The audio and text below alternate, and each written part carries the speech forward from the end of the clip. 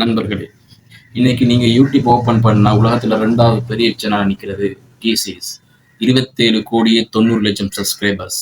ஆனா இந்த வெற்றியோட வேர் ஒரு லேப்டாப் முன்னாடியோ இல்ல ஏசி ரூம்லயோ ஆரம்பிக்கல.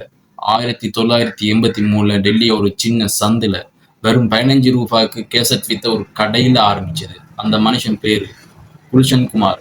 ஜூஸ் விக்கிறவன் எல்லாரும் கிண்டல் பண்ணாங்க. ஆனா அந்த ஜூஸ்காரன் அன்னைக்கு போட்ட ஒரு விதை தான் இன்னைக்கு உலகத்தையே திரும்பி பார்க்க வைத்தது.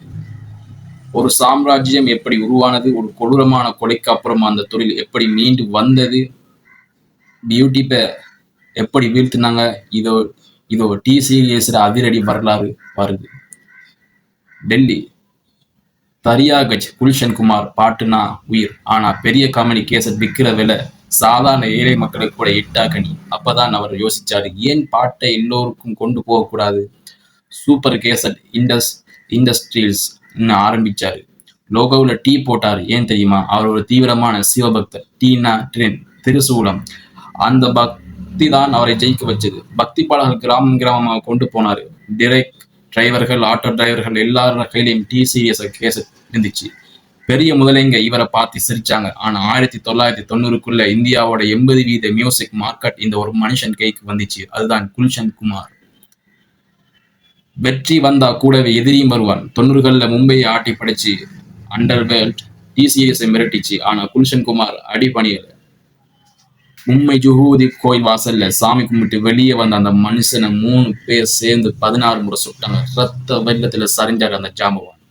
முழு இந்தியாவும் அதிர்ந்து போச்சு. டி சீரியஸ் முடிஞ்சதுன்னு எல்லாரும் நினைச்சாங்க. ஆனா அங்கதான் ஒரு ஹீரோவோட என்ட்ரி. அவரோட 19 வயசு பையன் குல்ஷன் குமார். உன் அப்பன் செத்த மாதிரி நீயும் சாமானிய மிரட்டல்கள் வந்தது. ஆனா அந்த 19 வயசு பையன் பயப்படல. அப்பாவோட கனவுக்காக களத்துல இறங்கினாரு. காலம் மாறிச்சு. கேசட் போச்சு, சிடி போச்சு. 2006ல டிசிஎஸ் யூடியூப்ல கால் பதிச்சாங்க. 2017ல இந்தியாவுக்கு ஜியோ வந்தது. அப்புறம் நடந்ததுதான் சரித்திரம். 2018ல உலகமே ஒரு போரை பார்த்துச்சு. ஒரு பக்கம் ஸ்வீடனோட தனி ஒருவன், இன்னொரு பக்கம் இந்தியாவோட டி சீரிஸ். ஒரு கம்பெனி எப்படி நம்பர் 1 ஆகலாம்னு வெளிநாட்டவன் கேட்டான். ஆனா அவனுக்கு தெரியாது, இது ஒரு கம்பெனிக்கும் ஒரு தனியாளுக்கும் நடக்கிற சண்டை இல்ல, இது இந்தியாவோட கௌரவ போர்.